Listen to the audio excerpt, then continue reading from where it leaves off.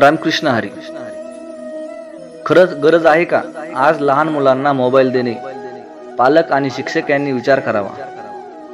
आजच्या कथेचं नाव आहे वेड मोबाईलचे.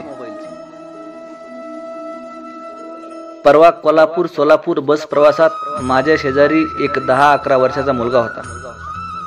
त्याची आई आणि 8 वर्षाची बहीण आमच्या पुढच्या सीटवर होते. हे त्रिकूट दिवाळीसाठी मामाच्या गावाला निघाले असल्याचे त्यांच्या बोलण्यातून कळले. बस सुरू झाल्या झाल्या त्याने आईकडून स्मार्टफोन मागून घेतला. मुलाला मोबाईल देताना आईच्या चेहऱ्यावरची नाराजी स्पष्ट दिसत होती. मुलाने मोबाईलवर गेम खेळायला सुरू केलं. त्याची पुढच्या सीटवर बसलेली बहीण वाकून वाकून मोबाईलमध्ये बघत होती. मोजून 15 मिनिटांनी बहिणीने भावाच्या हातातील मोबाईल हिसकावून घेतला आणि ती टिकटॉक व्हिडिओज बघू लागली. 15-15 मिनिटाला ही मोबाईल देवाणघेवाण 2-3 तास अखंड सुरू होती. जेवायला गाडी थांबली. आईने मुलांसाठी आणलेला जेवणाचा डबा बॅग मधून बाहेर काढला. मोबाईल मध्ये मग्न असणाऱ्या मुलांचे पोटातल्या भुकेकडे अजिबातच लक्ष नसावे. आईने उघडलेल्या जेवणाच्या डब्याकडे दोन्ही मुलांनी साफ दुर्लक्ष केले. तेव्हा शेवटी आईने रागारागाने मुलाकडील मोबाईल घेतला आणि पर्समध्ये टाकला. तर मुलगा मोठ्याने ओरडला, आई प्रॉमिस तोडते तू. मी मामाच्या गावाला येणार नाही म्हणून म्हणत होतो, तर म्हणालीस मामाच्या गावाहून परत येईपर्यंत मोबाईल तुझ्याकडेच. दिस इज नॉट फेअर आई. मी आत्ताच्या आत्ता उतरून परत जातो बघ. असं म्हणून तो सीटवरून उठून बसच्या दरवाजाकडे चालू लागला. आईने वैतागून पर्समधून मोबाईल काढला आणि मुलाकडे फिरकावला.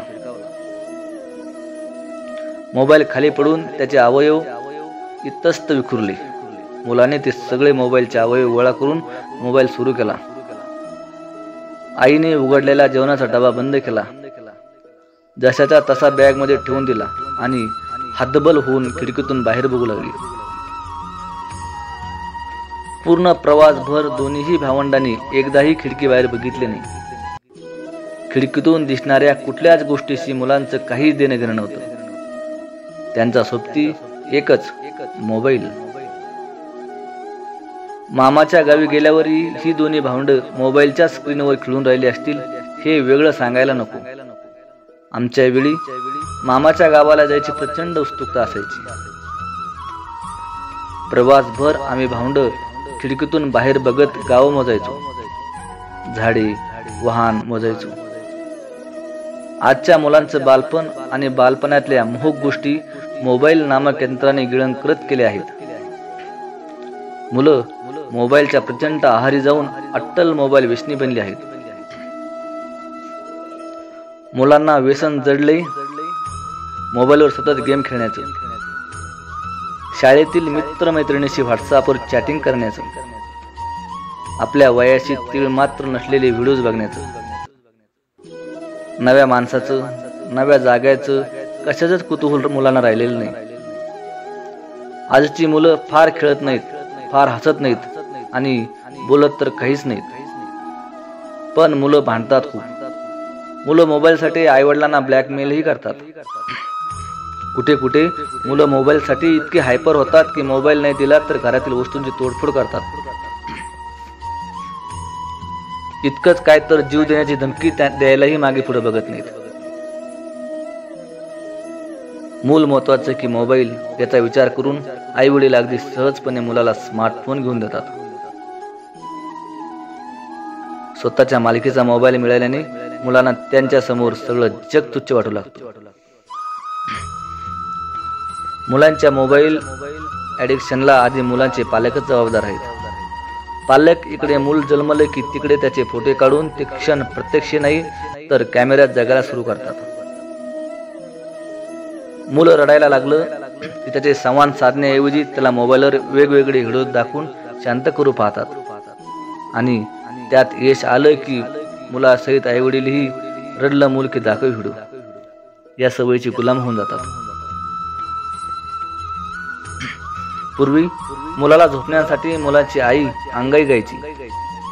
राजा राणीच्या राम लक्ष्मणाच्या गोष्टी सांगायची. आजची मम्मी मुलाला मोबाईलवर डाउनलोड केलेली अंगाई ऐकवते, कार्टून दाखवते. 1.5-2 वर्षाचं मूल मोबाईलच्या स्क्रीनवर बोटं फिरू लागले की आई वडिलांना आपल्या मुलानं एव्हरेस्ट सर केल्याचा आनंद होतो. मूल मोबाईल स्क्रीनवर रमलं की मुलाची मम्मी खुश होऊन टीव्ही सिरियल बघायला मोकळी होती, तर पप्पाही फेसबुकवर रममान होतात.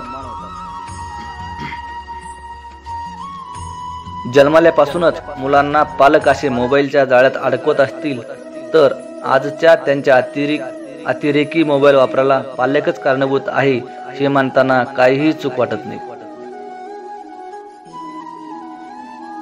आधी आई बाप मुलांना मोबाईलशी कनेक्ट करतात आणि नंतर आपल्या मुलाला आई बापापेक्षा मोबाईल महत्त्वाचा वाटतो म्हणून घडोघडी तक्रार करतात.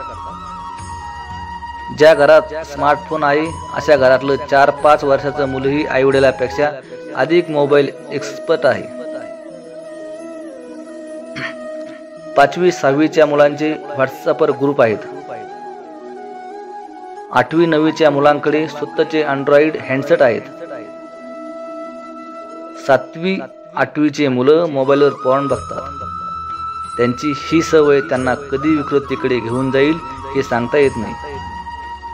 बलात्काराच्या गुन्ह्यात अडकलेली बहुतांशी मुलं ही सुशिक्षित उच्चवर्गीय घरातली असल्याचे हल्ली आढळून येत आहे. कारण आपली मुलं मोबाईलवर नेमकं काय करतात हे बघायला पालकांकडे वेळ कुठे आहे.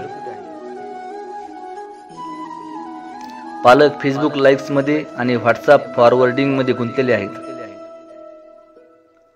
आमचा मुलगा मुलगी खूपच टेक सेव्ही हे वाक्य एवढे गौरवाने उच्चारत असतात तेव्हा ऑनलाईन चॅटिंग मध्ये अडकून मुलं फसव्या आभासी जगात जगतात यांची शंकाही आईवडिलांच्या मनाला शिवलेली नसते. चॅटिंग ते शेक्टिंग असा प्रवास मुलं काही मिनिटात करतात. हळूहळू संपूर्ण मानसिक स्वास्थ्य हरवून जाण्यापर्यंत हा प्रकार चालू राहतो. मोबाईलवर ऑनलाईन जुगार खेळून घरातले पैसे चोरण्यापर्यंत मुलांची मदत केल्याचे आढळून आलं आहे. शाळा अभ्यास याकडे मुलांचे दुर्लक्ष होतच, शिवाय करिअरवरही त्याचा दुर्गामी परिणाम झाल्यापासून राहत नाही. मोबाईल नावाचे विष मुलाच्या अंगात पूर्ण भिनलं की आई वडिलांना जाग येते, पण त्यावेळी वेळ निघून गेलेली असते. आजच्या मुलांचं मैदानी खेळापासून दुरावणं ही मुलांच्या भविष्यातील शारीरिक अनारोग्याची नांदी आहे. मुलं आणि त्यांच्या पालकांमध्ये अनावश्यक संवाद साधणं हे सुद्धा मुलं आणि पालक यांच्यातल्या कमकुवत नात्याचं लक्षण आहे. शिवाय हीच मुलांच्या आईवडिलापासून आणि एकूण जिवंत माणसापासून तुटण्याची सुरुवात आहे. टाइमपाससाठी मुलांच्या हातात मोबाईल देणं म्हणजे मुलांना सर्जनशील गोष्टीपासून वंचित ठेवणं आहे. हे जेव्हा पालकांना कळेल तेव्हाच ते मुलांचं बालपण बोनसाय होण्यापासून वाचू शकतील. कौतुक म्हणून लहान मुलांच्या हातात दिलेला मोबाईल मुलांच्या आणि एकूण कुटुंबाच्या वाताहतीकडे घेऊन जातोय याची भनक वेळीच